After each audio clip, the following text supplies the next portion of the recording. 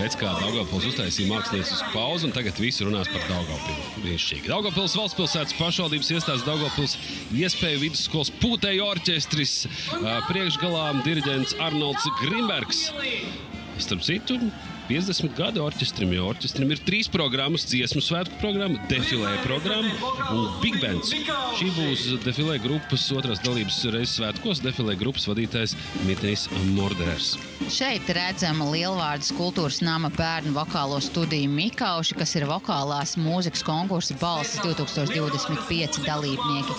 Un tiem seko arī Lielvārdes mūzikas un mākslas skola, kuru svētkos pārstāv akordeonistu ansamblis, tāpat arī bērnu koris Lielvārde, kas ieguvis zelta diplomu koru fināla konkursā. Iespēju vidusskolas Pūtēju orķestrim seko arī Daugavpils Iespēju vidusskolas 3.–6. klašu zēnu koris koru fināla konkursa dalībnieki. Zelta diploms, starp citu, vienīgais zēnu koris Daugavpilī, kurā dzied puikas no 3. līdz 6. klasē.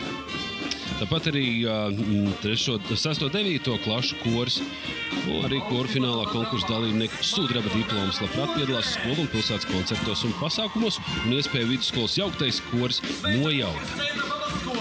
Evgeņijs Ustinskovs ir vadītājs un koru fināla konkursa dalībnieki zelta diploms. Repertuārā gan latviešu dziesmas apdars, gan mūsdienu komponistu darbi.